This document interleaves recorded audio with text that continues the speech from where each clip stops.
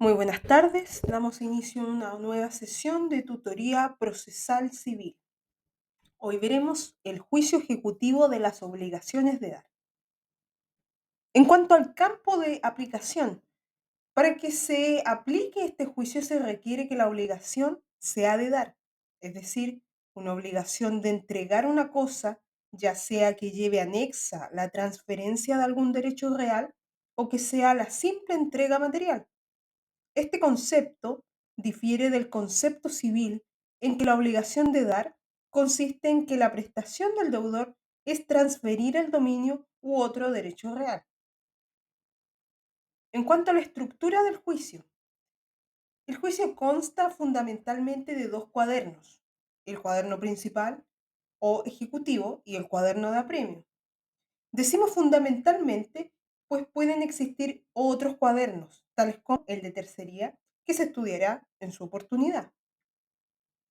El cuaderno principal o ejecutivo constituye el juicio mismo, es decir, la contienda jurídica que las partes someten a la decisión del juez. En cuanto a las actuaciones que conforman este cuaderno, tenemos que se parte con la interposición de la demanda ejecutiva, luego encontramos las excepciones del deudor, luego pasamos a la contestación de las excepciones interpuestas por el deudor. Posteriormente tenemos la declaración del tribunal sobre la admisibilidad o inadmisibilidad de dichas excepciones. Después de ello tenemos la recepción de la causa prueba, luego el término probatorio, observaciones a la prueba, citación para oír sentencia y por último la sentencia. Por su parte, en cuanto al cuaderno de apremio, tenemos que decir que representa el aspecto de fuerza del juicio. Este cuaderno se paraliza mientras en el cuaderno principal no se dicta una sentencia rechazando las excepciones o bien hasta que transcurra el plazo para oponer las mismas. Las actuaciones fundamentales que conforman el cuaderno de apremio son las siguientes.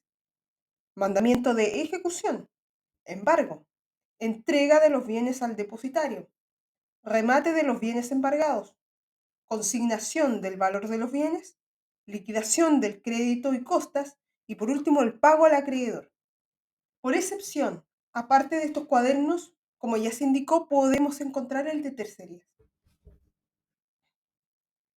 Pasando a otro tema, en cuanto a las actuaciones del cuaderno principal, tenemos que partimos con la disposición de la demanda ejecutiva. La demanda ejecutiva constituye el acto procesal por medio del cual el acreedor deduce su acción exhibiendo el título en que se funda. El juicio ejecutivo comienza por la demanda ejecutiva cuando el título es perfecto o completo, o por medio de una gestión preparatoria para la vía ejecutiva cuando el título es imperfecto o incompleto, en cuyo caso, luego de esta gestión, va a tener que interponerse la demanda.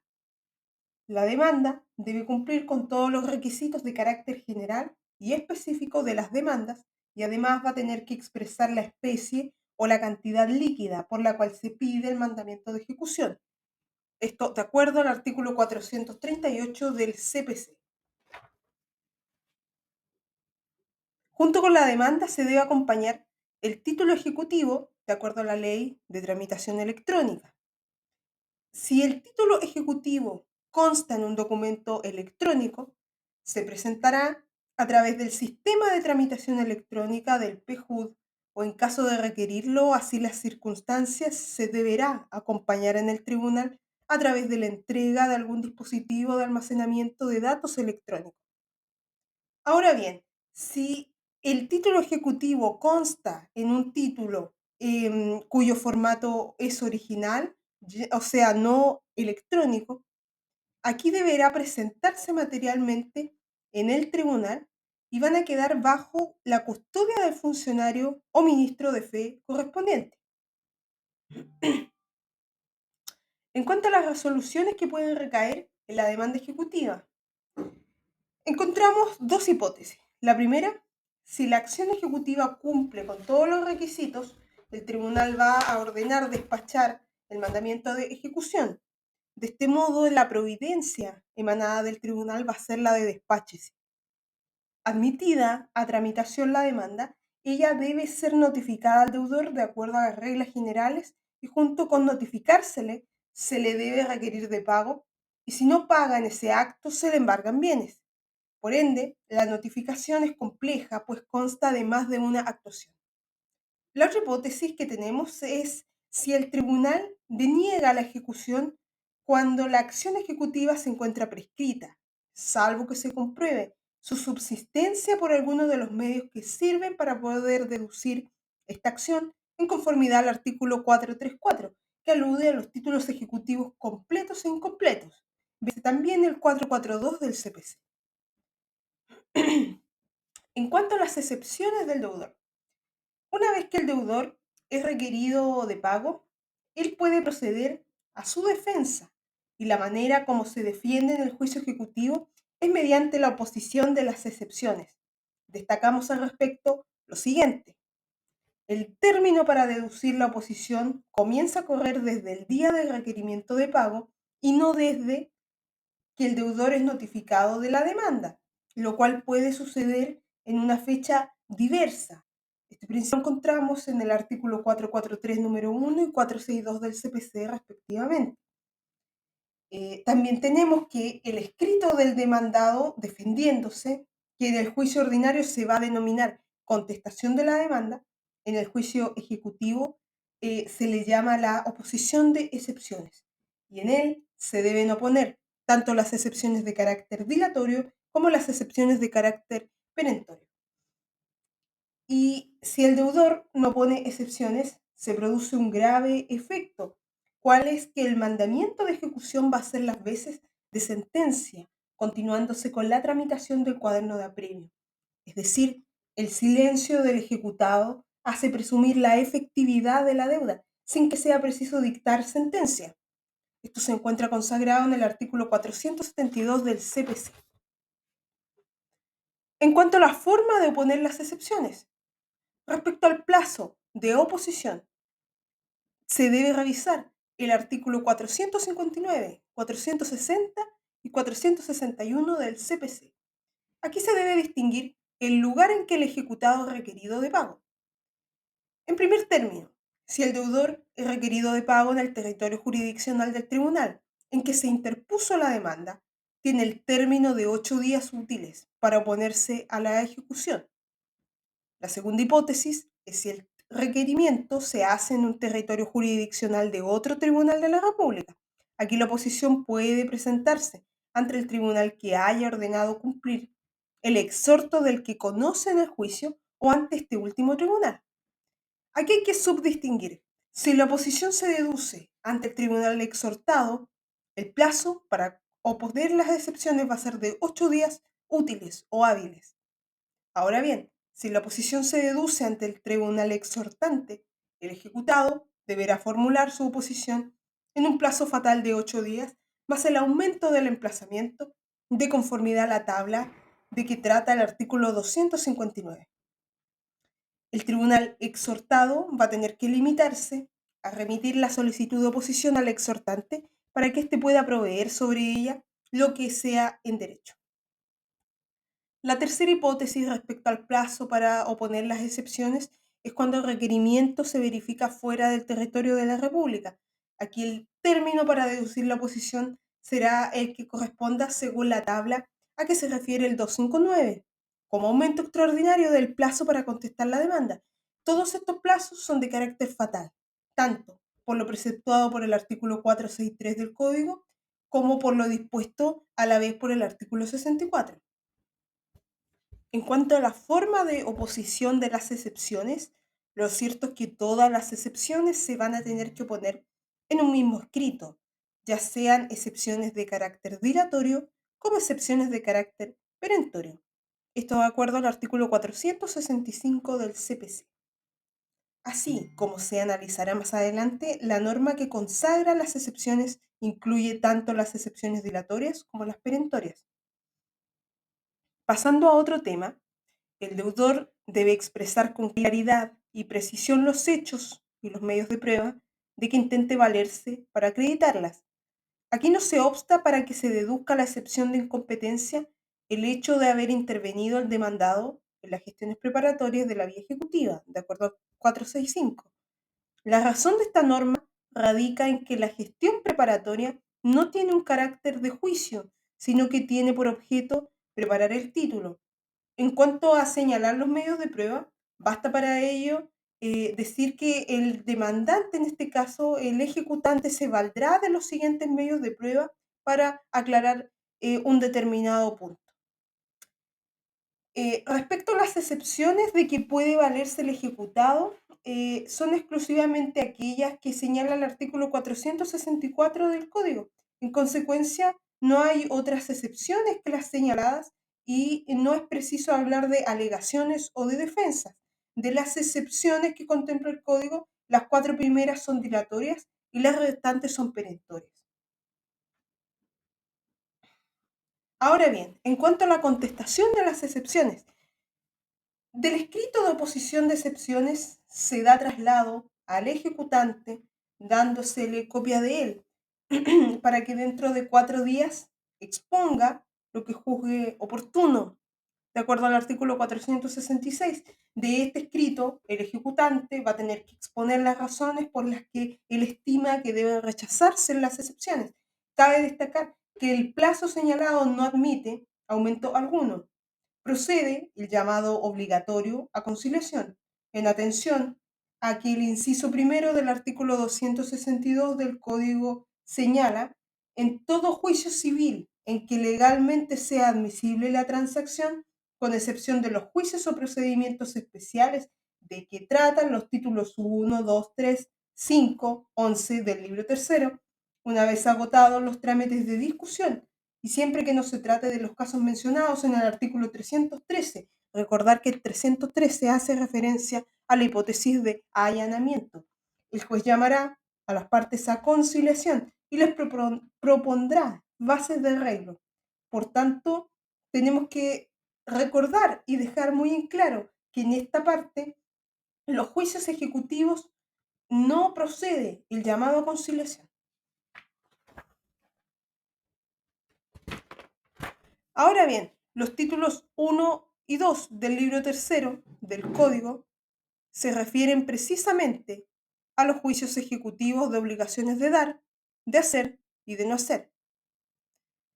En cuanto a la declaración del tribunal sobre la admisibilidad o inadmisibilidad de las excepciones, una vez vencido el plazo para poder contestar las excepciones, se haya hecho o no, el tribunal se va a tener que pronunciar sobre la admisibilidad o inadmisibilidad de dichas excepciones alegadas, de acuerdo al artículo 466. Aquí se trata de un simple trámite formal tendiente a comprobar si las excepciones se han opuesto o no en la forma ya señalada, y no significa que las acoja o que las rechaza, lo que se efectúa en la sentencia definitiva. Respecto a la recepción de la causa prueba, si el tribunal declara admisible las excepciones y estima necesario que se rinda prueba, debe recibir la causa prueba dictando una resolución que así lo ordena y determinando los hechos sustanciales, pertinentes y controvertidos. La misma resolución puede señalar la oportunidad para recibir la prueba testimonial. Precisar que esto sucede cuando el tribunal va a declarar admisibles las excepciones y estima necesario que se rinda prueba. Solamente ahí. En cuanto al término probatorio, el término probatorio, al igual que en el juicio ordinario, comienza a correr desde la última notificación por cédula practicada a las partes o desde la notificación por el estado diario de su resolución. La resolución que resuelve la última reposición deducida en contra de un auto de prueba. Aquí la carga de la prueba de los hechos en que el ejecutado funda sus excepciones corresponden a él mismo. En cuanto a las clases de término probatorio, en el juicio ejecutivo de las obligaciones de dar, encontramos tres términos probatorios: el término probatorio ordinario, el término probatorio extraordinario y el especial. En cuanto al primero, este es aquel que tiene una duración de 10 días y puede ampliarse hasta 10 días más, a petición del acreedor. La ampliación debe solicitarla antes de vencer el término legal y corre sin interrupción después de él. Esto de acuerdo al artículo 468. En cuanto al término extraordinario, este término probatorio es aquel que existe solo por acuerdo de ambas partes y tiene una duración por el número de días que ellas designen, de acuerdo al 468. Es decir, no hay en el juicio ejecutivo término probatorio para rendir prueba fuera del territorio jurisdiccional. Eso hay que dejarlo claro. En cuanto al término probatorio especial, lo cierto es que no existiendo una norma especial para el juicio ejecutivo, van a tener que aplicarse las normas del juicio ordinario para los términos especiales, lo que en general se concede en los casos de entorpecimiento, de acuerdo al artículo 339. Sumado a lo anterior, en cuanto a la manera de rendir la prueba, aquí hay que precisar que rige un principio fundamental. La prueba en el juicio ejecutivo se rinde del mismo modo que en el juicio ordinario. Revisando otra temática, en cuanto a las observaciones a la prueba, lo cierto es que vencido el término probatorio, ya sea este ordinario, extraordinario o especial, las partes tienen el término de 6 días para efectuar por escrito las observaciones que el examen de la prueba les sugiera. Se encuentra consagrado en el artículo 469 del CPC. Ese plazo se cuenta ya desde el vencimiento del término ordinario, del extraordinario o bien del especial en cada caso. Ya llegando al final de la primera parte, encontramos la citación para oír sentencia. Una vez vencido el plazo de observaciones a la prueba, este plazo de 6 días, luego de vencido el término probatorio, se hayan o no presentado escritos, el tribunal citará a las partes para oír la sentencia. Revisar el artículo 469. Esta actuación es idéntica a la del juicio ordinario y por ende es un trámite de carácter esencial y produce por tanto los mismos efectos. A esta temática nos referiremos en cápsulas posteriores cuando tratemos el recurso de casación. En cuanto a la sentencia, el plazo para poder dictar la sentencia definitiva va a ser de 10 días contados desde que el juicio quede concluido. Artículo 470 del CPC. El juicio va a quedar concluido o desde la citación para oír sentencia o desde que se ha cumplido alguna medida para mejor resolver, que se haya decretado con el tope de 20 días a que alude el artículo 459 del Código. Perdón, del artículo 159 del Código. Las medidas que pueden decretarse son las mismas que van a resultar procedentes en el juicio ordinario. Y por último, al referirnos a la MMR o medidas para mejor resolver que se encuentran establecidas en el artículo 159 del CPC, lo cierto es que en el juicio ejecutivo van a poder decretarse estas medidas para mejor resolver, pues al no contener aquel normas de carácter especial sobre la materia, se van a aplicar las normas comunes a todo procedimiento a las que alude el libro primero del Código. Además de ello, otra razón legal para la aplicación de estas normas generales es que el juicio ordinario es de carácter supletorio. Ahora bien, con arreglo a lo citado en el artículo 159 del CPC, solo dentro del plazo para dictar la sentencia, los tribunales pueden decretar tales medidas, lo que implica que únicamente dentro del plazo de días contados desde la citación para oír sentencia, el tribunal puede disponerlas. Lo que se dicte fuera de este plazo se va a tener por no decretado. En consecuencia, el tribunal no dicta la sentencia dentro del plazo referido, el que no es fatal, ello no implica que pueda decretar alguna medida para mejor resolver, pues las que dicten fuera de este plazo se tendrán por no decretar. Asimismo, de acuerdo al artículo 159, las medidas decretadas deben cumplirse dentro del plazo de 20 días, contados desde la fecha de la notificación por el Estado diario a las partes de la resolución que las decrete y Vencido el plazo, las medidas no cumplidas se tendrán por no decretadas y el tribunal va a tener que proceder a dictar la sentencia sin más trámite.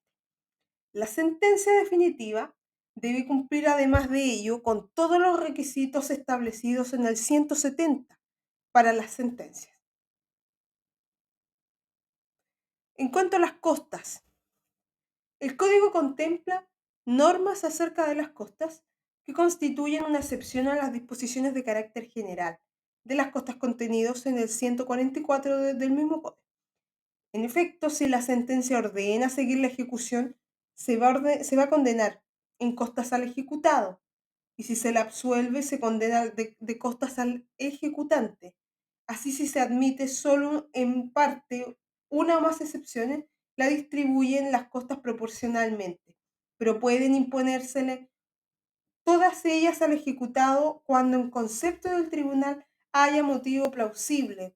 Este principio se encuentra consagrado en el artículo 471 del CPC.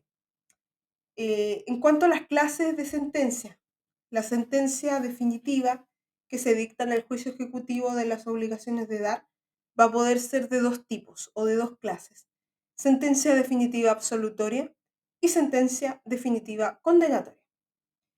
En cuanto a la primera, sentencia definitiva absolutoria, esta corresponde a la que acoge una o más excepciones, rechaza la demanda ejecutiva y ordena alzar el embargo.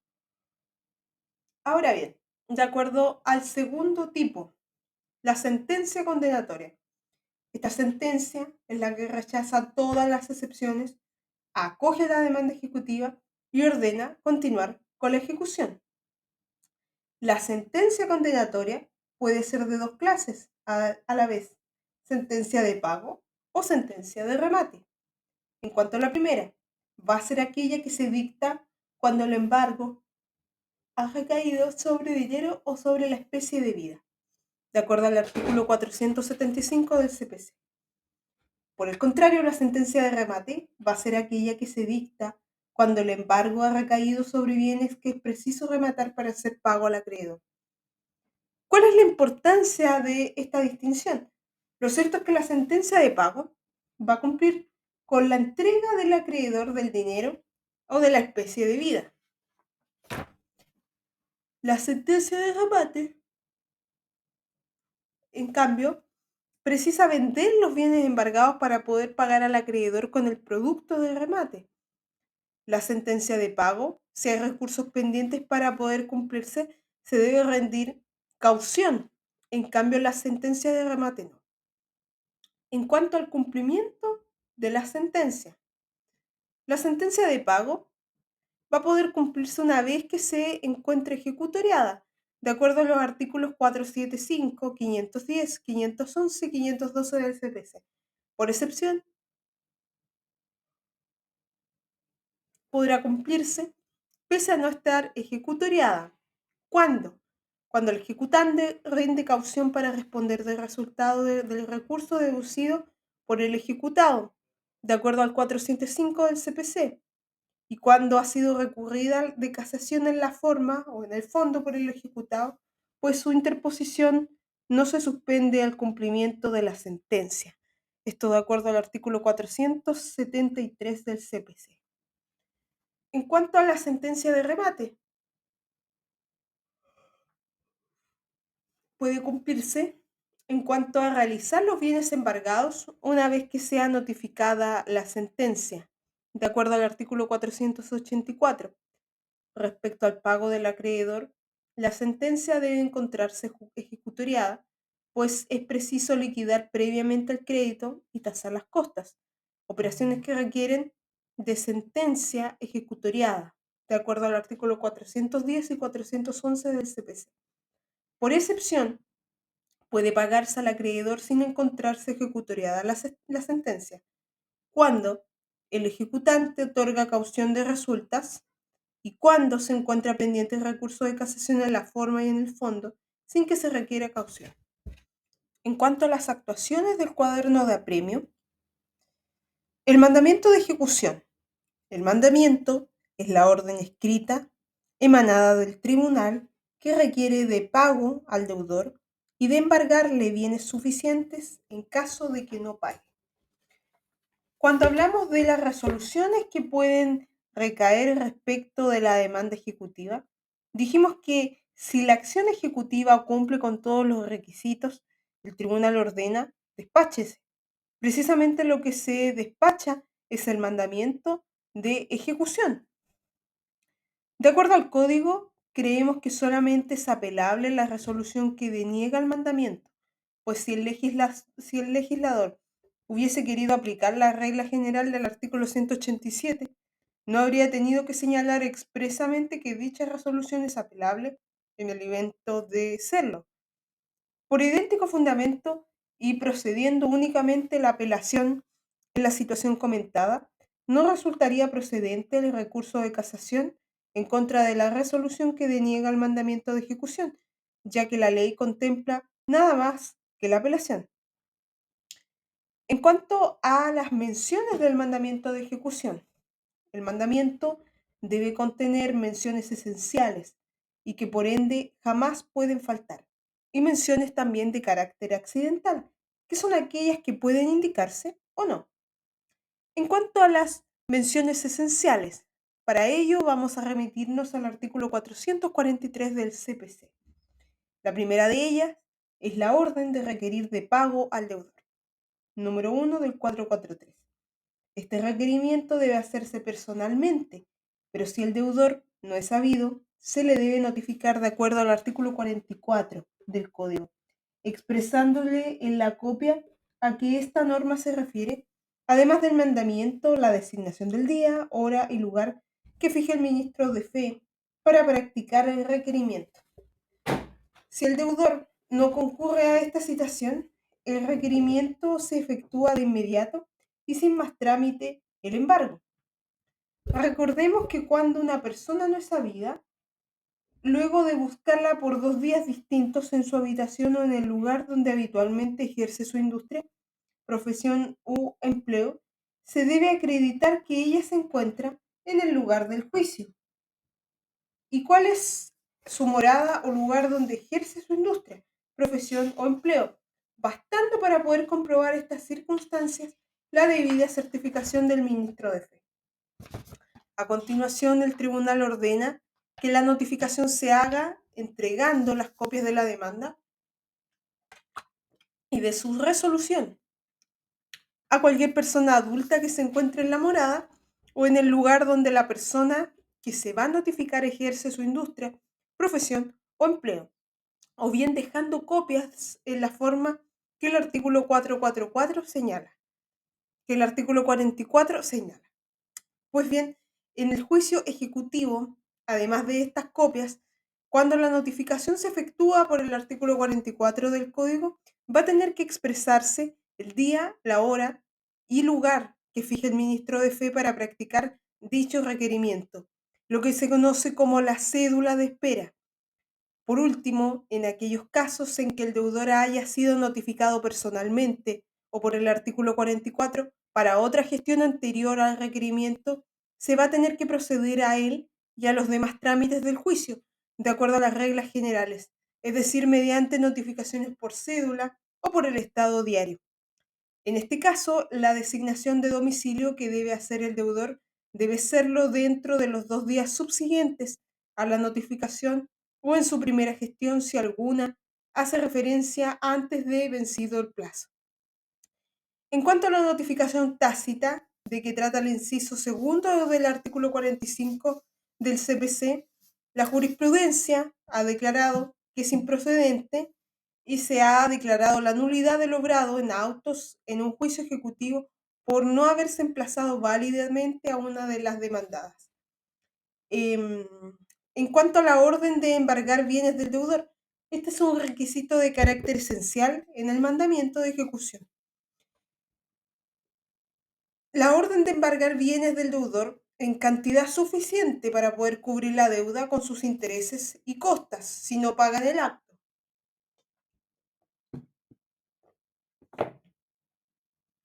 Luego de ello, también tiene que llevar como requisito esencial del mandamiento la firma del juez y la del secretario. Un modelo de mandamiento de ejecución con las menciones esenciales debería sonar como lo siguiente. En Temuco, a 20 de julio del año 2020, un ministro de fe X va a requerir a al deudor, en este caso al ejecutado.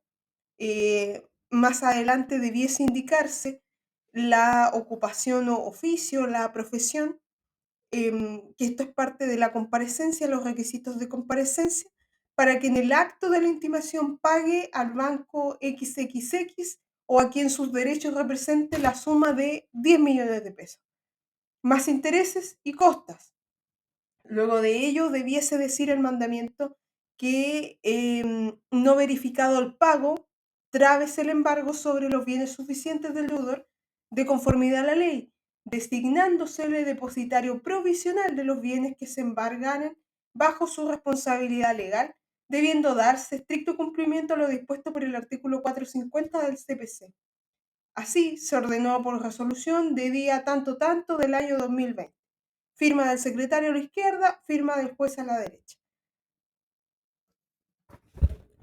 En cuanto a las menciones de carácter accidental, la designación de un depositario provisional que deberá recaer en la persona que, bajo su responsabilidad, designe el acreedor o en su persona de reconocida honorabilidad y solvencia si el acreedor no lo ha indicado. El acreedor asimismo puede designar como depositario al mismo deudor o pedir que no se designe depositario. Esta mención cabe hacer presente que es de carácter accidental, pues si nada se dice en el mandamiento, va a ser las veces de depositario el deudor. En todo caso, no pueden ser depositarios los empleados, los dependientes del tribunal, ni las personas que desempeñen el mismo cargo de depositario en 3 o más juicios seguidos ante el mismo juzgado. Cabe hacer presente como dato extra que es sumamente relevante para efectos de salvaguardar la integridad de los bienes el hecho de nombrar depositario provisional al mismo deudor, ya que esto supone una carga para el ejecutado de cara a que si él incumple, si él enajena los bienes que están señalados en el embargo, va a formarse la figura del depositario alzado, que va a tener el mismo tratamiento del delito de estafa. Pasando a otro tema, tenemos que, en cuanto a las menciones accidentales, la designación de la especie sobre la cual recae la ejecución o de los bienes que sea necesario embargar, si el acreedor los indica en la demanda ejecutiva, también va a constituir una mención accidental, de acuerdo al artículo 443. Esta mención, como lo habíamos dicho, no es esencial del mandamiento, pues para que esta orden la contenga, debe tratarse de la especie sobre la que recae la ejecución, por ejemplo, un vehículo, un auto, una camioneta, o bien que el acreedor señale bienes para el embargo. Si la ejecución no recae sobre la especie debida, el acreedor no señala los bienes, se procede en la forma que se verá más adelante para trabar el embargo. Otra mención accidental a la cual podemos vernos enfrentados a la hora de poder realizar un mandamiento de ejecución es la orden de pedir el auxilio a la justicia, perdón, el auxilio a la fuerza pública para proceder con el embargo. Aquí si el acreedor la ha pedido y el tribunal estima que hay fundado temor para que el mandamiento sea desobedecido, va a proceder a incorporarlo, de acuerdo al artículo 443, inciso final. La mención es accidental, ya que deben reunirse estos requisitos para que el mandamiento la contenga. En la práctica, los tribunales van a esperar que el ministro de Fe certifique que ha habido oposición al embargo para decretar el auxilio de la fuerza pública. Al modelo de mandamiento de ejecución señalado, entonces, se le deberían agregar alguna de las menciones accidentales que se indicaron. Pasando a otro tema, encontramos el embargo. ¿Qué es el embargo? El embargo es una actuación judicial que consiste en tomar bienes del deudor previa orden del tribunal, hecha por un ministro de fe con el objeto de pagar con ellos al acreedor o para venderlos y luego pagar. En cuanto a los bienes que pueden embargarse, lo cierto es que el maestro Couture señala que un patrimonio ejecutable constituye un presupuesto de ejecución forzada, en el sentido de que sin la coerción se hace difícilmente concebible. Y agrega, en un comienzo la persona humana responde de las deudas con su propia vida. Esto ocurre no solo como forma de venganza privada, sino también en algunos derechos primitivos como el germánico, en el cual el no pagar las deudas es una afrenta al acreedor. El ofendido pide y a veces obtiene la muerte de su deudor. En una etapa más avanzada del derecho, la muerte se sustituye con la esclavitud. El deudor pierde su libertad y con su trabajo debe pagar sus deudas. Ahora bien, esa es una etapa completamente superada, pero subsiste la prisión por deudas como resabio de ella, aunque muy, pero muy limitada en el derecho nacional. Tan solo se tiene conocimiento de dos casos. Podemos indicar aquí la prisión por deuda derivada del incumplimiento del pago de pensiones alimenticias en el marco de derecho de familia y también otra hipótesis que se desprende de normativa especial de derecho laboral. Aquí la responsabilidad patrimonial sustituye en el derecho moderno a la responsabilidad de carácter personal. El precepto contenido en los códigos indica que los bienes del deudor van a constituir la garantía común de todos los acreedores. La única excepción es la de los bienes que tienen el carácter de inembargables. Aquí se produce una nueva instancia de humanización del derecho, de acuerdo a lo que indica el maestro Couture. Y concluye, además, el mismo autor que no faltará quien vea en esta circunstancia una manifestación de debilitamiento del derecho y de la creciente irresponsabilidad del mundo moderno. Pero frente a ellos habrá siempre otros que consideran, a nuestro criterio, con justa razón que el derecho progresa en la medida en que se humaniza y que en un orden social injusto la justicia solo se logra amparando a los débiles. Es esto, por supuesto, un problema de grados que va desde un mínimo inicuo hasta el máximo que puede también serlo en sentido opuesto. Pero el derecho que aspira a tutelar la persona humana, salvaguardando su dignidad, no solo no declina ni está en crisis, sino que se supera a sí mismo. En nuestra legislación, la regla general es que pueden embargarse todos los bienes del deudor, cualquiera sea su clase y naturaleza, y la inembargabilidad constituye la excepción. Sobre el particular, los artículos 445 del Código de Procedimiento Civil y a la vez el artículo 1618 del Código Civil nos vienen a entregar una enunciación de los bienes que son considerados inembargables. Avanzando más allá, encontramos aquellas personas que pueden señalar los bienes para el embargo. En primer lugar, el derecho lo va a tener el acreedor y para ejercerlo va a tener dos oportunidades. La primera de ellas va a ser en la demanda ejecutiva, va a tener que señalarlos en el escrito de la demanda. O bien va a tener que concurrir a la diligencia del embargo y en ese momento va a tener que señalar bienes, de acuerdo al artículo 447 del CPC. En segundo término, no designando bienes el acreedor, el embargo se va a tener que hacer sobre los bienes del deudor. Presente, si en concepto del ministro de Fe son suficientes y si no lo son, no hay otros bienes, de acuerdo al artículo 448 del CPC. En tercer lugar, no designando bienes ni el acreedor ni el deudor, los bienes a embargar los señala el ministro de Fe, el cual debe seguir el siguiente orden. El primero va a ser dinero, luego bienes muebles y por último bienes raíces. Aquí si el embargo recae sobre bienes raíces o bien sobre derechos reales constituidos sobre ellos, no va a producir efecto alguno legal respecto de terceros, sino desde la fecha en que se inscriba en el respectivo registro del conservador de bienes raíces donde estén situados los bienes. Esto más bien tiene que ver con el tema de la inoponibilidad.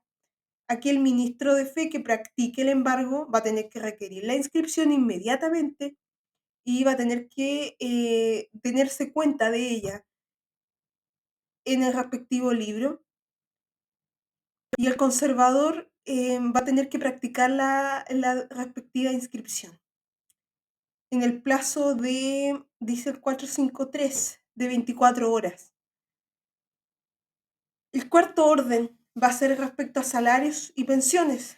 Aquí hay que revisar el 449 del CPC. Al respecto, el artículo 90 del Estatuto Administrativo de la Ley 18.834 va a permitir el embargo de las remuneraciones de los empleados públicos hasta por un 50% por juicios de alimentos o a requerimiento del fisco o de una institución a que pertenezca el funcionario para hacer efectiva su responsabilidad civil por actos ejecutados en contravención a sus obligaciones funcionarias. Por su parte, el artículo 57 del Código del Trabajo nos señala que las remuneraciones de los trabajadores son inembargables, pero puede embargarse la parte de remuneraciones que exceda a 56 unidades de fomento. Tratándose de pensiones alimenticias y de delitos de defraudación, hurto o robo cometidos por el trabajador en contra del empleador, va a poder embargarse la remuneración de hasta 50% de la misma. En cuanto a la forma de efectuarse el embargo, lo cierto es que el embargo se entiende hecho por la entrega real o simbólica de los bienes del depositario que se designe, aunque éste los deje en poder del mismo deudor, de acuerdo al artículo 450. A falta de depositario designado por el juez, hace las veces de tal el propio deudor hasta que no se designe un depositario distinto. El ministro de fe que practique el embargo va a tener que levantar acta de la diligencia, la que señalará el lugar y la hora en que ella se trabó. Contendrá además la expresión individual y detallada de los bienes embargados e indicará, si fue necesario o no, el auxilio de la fuerza pública para poder efectuarlo, y de haberlo sido la identificación de él o de los funcionarios que intervinieron en dicha diligencia. Asimismo, debe dejar constancia de toda alegación que haga un tercero invocando la calidad de dueño o de poseedor por el bien embargado.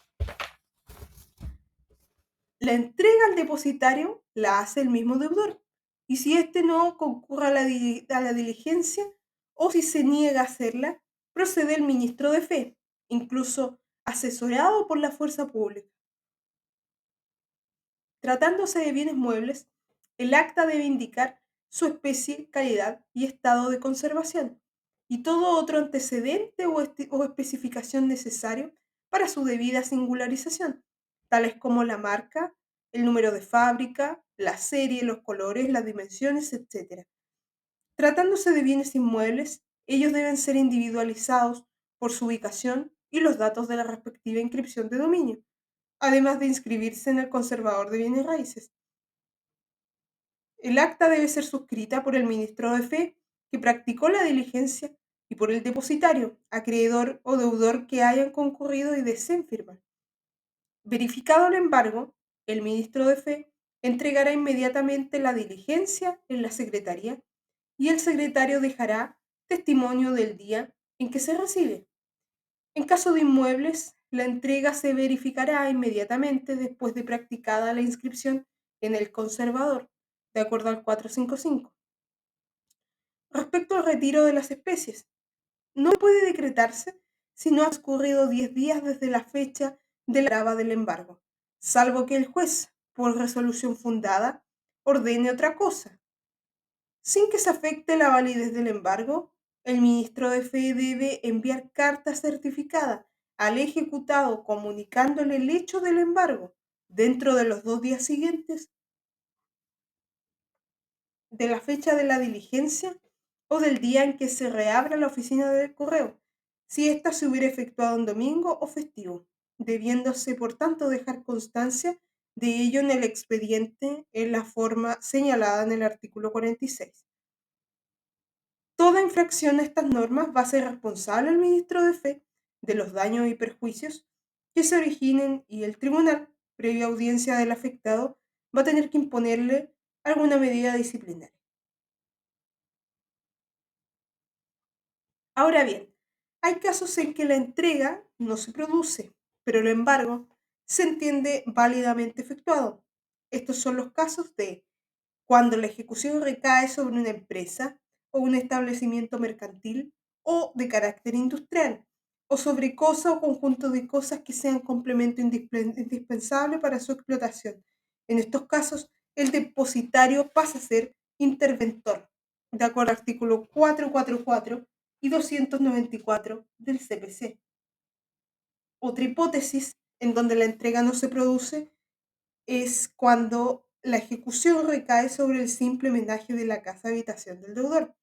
En este caso, las especies van a permanecer en poder del deudor como depositario y se debe hacer inventario de él, de acuerdo al artículo 444. Otra hipótesis de no entrega sucede cuando el embargo recae sobre dinero, alhajas, especies preciosas o efectos públicos. En esta situación, el depósito se debe efectuar en un banco o en el Banco del Estado de Chile y el dinero en la cuenta corriente del tribunal. Por último, tenemos la hipótesis cuando la cosa embargada se halla en poder de un tercero que se oponga a la entrega alegando el derecho de gozarla a otro título que el de dueño. En este caso, no se altera el goce hasta la enajenación, ejerciendo el depositario los derechos que ejercía el deudor. En cuanto a los efectos del embargo, el deudor pierde la libre disposición de los bienes, los que salen del comercio humano y hay objeto ilícito en su enajenación.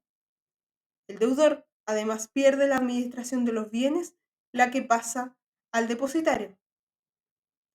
En cuanto a las situaciones que pueden producirse respecto del embargo, estas situaciones son la ampliación, la reducción, la sustitución, la cesación del embargo y el reembargo. Respecto a la primera, ampliación del embargo, se encuentra consagrada en el 456 del CPC. La ampliación del embargo consiste en extenderlo a otros bienes diversos a los que ya fueron embargados, siempre que haya justo motivo para temer que los bienes embargados no bastarán para cubrir la deuda y las costas. La ley presume este justo motivo cuando el embargo ha recaído en bienes de difícil realización. También sucede cuando el embargo se ha deducido cualquier tercería sobre los bienes embargados. Ahora, respecto a la reducción del embargo, aquí debemos revisar el artículo 447. La reducción es un derecho del deudor que consiste en solicitar la eliminación de algunos bienes del embargo en razón de que los embargados exceden a los bienes necesarios para responder a la demanda. Luego encontramos además de ello la hipótesis de sustitución del embargo que se encuentra consagrada en el artículo 457. La sustitución es un derecho del deudor que consiste en reemplazar un bien embargado por dinero. Aquí debe tratarse de dinero y no procede cuando lo embargado es una especie de vida. Luego tenemos la hipótesis de cesación del embargo, consagrada en el artículo 490 del mismo código. La cesación corresponde a un derecho del deudor y consiste en obtener el total y completo alzamiento del embargo, pagando la deuda y las costas. En todo caso, este derecho debe ser ejercido antes del remate. Luego encontramos la hipótesis del reembargo. El reembargo consiste en trabar dos o más embargos sobre un mismo bien en base a diversos juicios. Esta situación aparece reconocida en el artículo 528 del mismo código.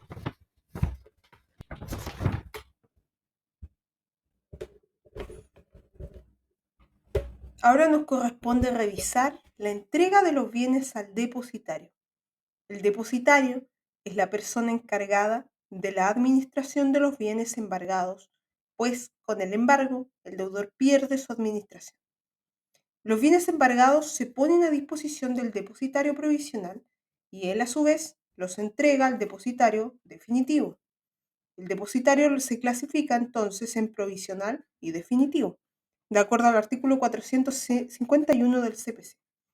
El depositario provisional es aquel que designa al acreedor en la demanda ejecutiva, pudiendo ser incluso el mismo deudor.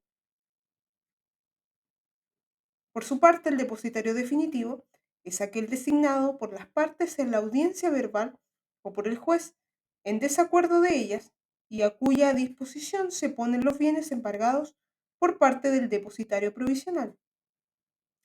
Si los bienes embargados se encuentran en territorios jurisdiccionales distintos o consisten en especies de distinta naturaleza, puede nombrarse más de un depositario.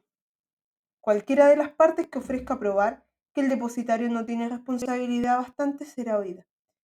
Recordemos en esta parte que en conformidad al inciso final del artículo 455 del CPC, el retiro de las especies no puede decretarse sino hasta transcurridos 10 días desde la fecha de la traba del embargo, a menos que el juez, por resolución fundada, ordene otra cosa. Ahora bien, la administración de los bienes embargados corre a cargo del depositario, de acuerdo al artículo 479. Si estos bienes son muebles, el depositario puede trasladarlos al lugar que crea más conveniente, salvo que el ejecutado caucione la conservación de los mismos donde se encuentren. Toda cuestión relativa a la administración de los bienes embargados o a la venta de aquellos bienes muebles sujetos a corrupción o susceptibles de próximo deterioro cuya conservación sea muy difícil o dependiosa que se suscite entre el ejecutante y em, el ejecutado, perdón, y el depositario, se sustanciará en audiencias verbales que tendrán lugar con eh, con el solo que asista. En cuanto al remate de los bienes embargados, en aquellos casos en que las sentencias de pago, es decir, cuando el embargo ha recaído en dinero o en la especie de vida, se va a tener que ordenar hacer entrega de ellos al acreedor. En cambio, si las sentencias de remate, los bienes embargados se deben rematar para con su producto hacer pago al acreedor. A la venta en remate público se le llama también venta en pública subasta o realización de los bienes embargados. Por ende, realizar los bienes embargados quiere decir venderlos para que con su producto se pueda pagar al acreedor. La realización o venta es distinta según si los bienes embargados requieren o no de tasación previa para llevarle efecto. En cuanto a los bienes que no requieren de tasación previa, encontramos los bienes muebles susceptibles de ser vendidos en martillo, del artículo 482. También encontramos los bienes muebles sujetos a corrupción o susceptibles de próximo deterioro y cuya conservación sea difícil o muy dependiosa, de acuerdo al artículo 483. Luego tenemos los efectos de comercio realizables en el acto, de acuerdo al artículo 484. En cuanto a los bienes que requieren de tasación previa, lo cierto es que todos los bienes requieren de tasación previa y se venden en remate público ante el tribunal que conoce de la ejecución o ante el tribunal dentro de cuya jurisdicción estén situados los bienes, cuando así se resuelva a solicitud de las partes o por motivos fundados. Con todo, cuando así lo disponga el tribunal por resolución fundada, el remate puede verificarse en forma remota. Así como dijimos, la venta en remate público también se denomina pública subasta y para que ella sea válida van a tener que cumplirse las siguientes formalidades. La primera de ellas es la tasación, luego encontramos la determinación de las bases, después la fijación del día y hora, la publicidad, la citación de los acreedores hipotecarios, si los hubiere, la autorización judicial o de los acreedores embargantes, en su caso.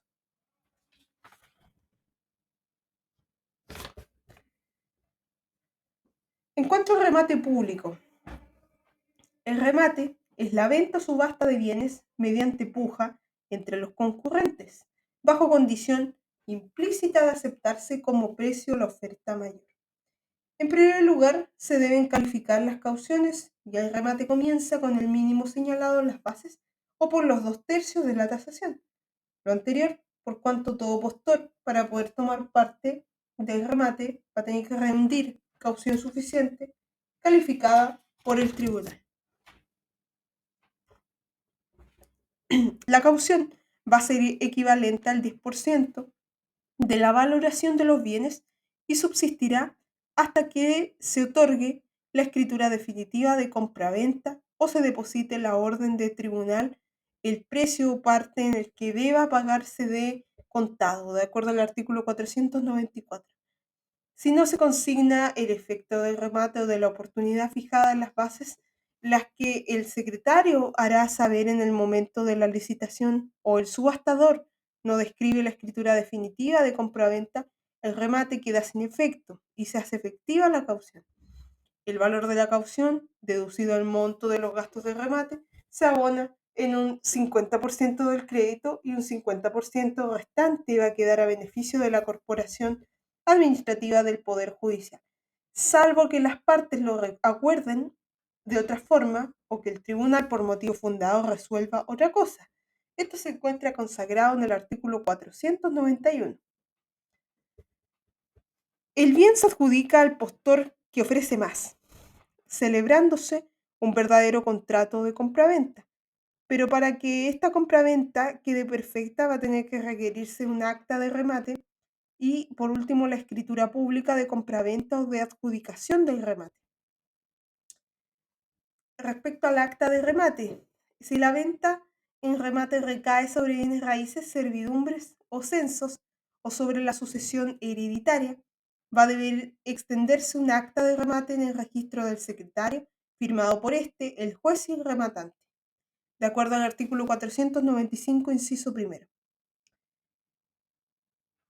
En cuanto a la escritura pública de compraventa o adjudicación del remate, como se señaló anteriormente, la escritura pública debe extenderse dentro de tercero día, previo pago del precio. El subastador, al pedir la extensión de la escritura pública, va a tener que solicitar el alzamiento de los embargos y la cancelación de las hipotecas que recayeren sobre el bien subastado. Para los efectos de la inscripción del conservador de bienes raíces, solamente admitirán escrituras públicas, de acuerdo al artículo 497. Eh, por último, la sanción que contempla la ley por la no consignación del precio o por no suscribir, en este caso, la escritura pública, va a consistir en primer lugar en que el remate va a quedar sin efecto y en segundo que se va a hacer efectiva la caución. Pasando a otra temática, respecto a la frustración de la subasta, la adjudicación de los bienes o la realización de nuevos remates. En lo relativo a estas últimas, la ley señala que si no se presentan postores el día señalado, el acreedor puede solicitar a su elección que se adjudique a él los bienes embargados por 2/3 de la tasación, que se deduzca prudencialmente por el tribunal el avalúo aprobado, reducción que no podrá exceder de una tercera parte del avalúo. En este caso, también es preciso efectuar la publicación de avisos de remate, pero deduciéndose reduciéndose a la mitad los plazos fijados para ello. Con todo, no va a haber una reducción de plazos si han transcurrido más de 3 meses desde el día designado para el anterior remate. En este segundo remate también se presentan postores que el acreedor va a poder solicitar que se le adjudiquen los bienes por, por 2/3 del avalúo. em, el ejecutante debe hacer liquidar su crédito en moneda nacional al tipo medio de cambio libre de que certifique el Banco de la Plaza. Además de ello, que se pongan por tercera vez a remate por el precio que el tribunal designe. Luego que se entreguen prenda pretoria los bienes embargados por el deudor. En este caso, solicitar que se pongan por última vez a remate los bienes sin mínimo de posturas. Cabe precisar que la prenda pretoria es un contrato celebrado por medio de la justicia en el que se entrega al acreedor una cosa mueble o inmueble embargada en una ejecución para que se pague con sus frutos. Cambiando de tema, encontramos la nulidad del remate público. Ahora, ¿cuál es la naturaleza jurídica de la venta en público remate a terceros? Esto tiene un doble carácter. Desde el punto de vista del derecho civil, es un contrato de compraventa con el que se actúa como comprador y como subastador. Desde el punto de vista del derecho procesal, el remate es un conjunto de actuaciones que integran el juicio ejecutivo.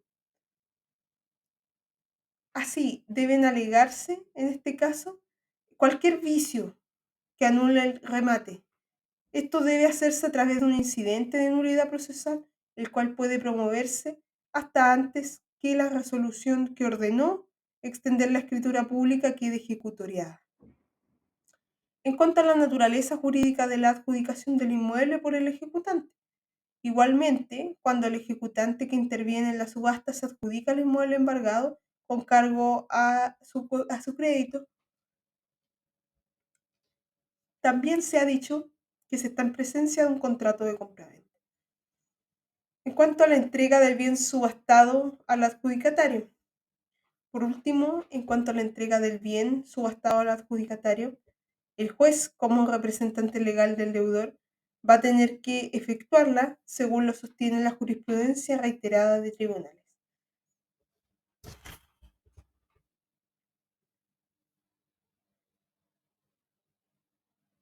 En cuanto a la consignación del valor de los bienes, los fondos que resulten de la realización de los bienes embargados se consignarán directamente por los compradores o por los arrendatarios. En el caso de la letra I, consignada más arriba en las normas referentes a la prenda pretoria, a la orden del tribunal que conozca de la ejecución, en la cuenta corriente del mismo tribunal. Esto de acuerdo al artículo 509 del CPC en consonancia con el artículo 517 del COD. Si se ha interpuesto apelación de la sentencia, no puede procederse al pago del ejecutante pendiente del recurso, sino en caso que cautione las resultas del juicio o que en contra de la sentencia se haya interpuesto recurso de casación en la forma o en el fondo. En cuanto a la liquidación del crédito y de las costas, el artículo 510 del Código preceptúa que, ejecutoriada la sentencia definitiva y realizados los bienes embargados, se debe hacer la liquidación del crédito. Igual norma rige respecto a la hipótesis que se ha interpuesto apelación de la sentencia, en que no puede haberse pago, en el que no puede hacerse el pago al ejecutante mientras el recurso esté pendiente. La única forma de efectuarlo es cuando se caucionan las resultas del mismo. Liquidar el crédito significa desarrollar a un contendente él por concepto de capital y de intereses. Por último, encontramos la temática del pago al acreedor. Lo cierto es que practicada la liquidación, se va a ordenar hacer el pago al acreedor con el dinero embargado o con lo que resulte de la realización de los bienes de otra clase comprendidos en la ejecución. Si el embargo se ha trabado sobre la especie de vida, una vez ejecutoriada la sentencia de pago, se ordenará su entrega al ejecutante. Sin estar completamente reintegrado el ejecutante, no pueden aplicarse las sumas producidas por los bienes embargados a ningún otro objeto que no haya sido declarado preferentemente por sentencia ejecutoriada. Así las cosas, las costas procedentes de la ejecución van a gozar de preferencia aún sobre el crédito mismo. De igual preferencia goza la remuneración del depositario.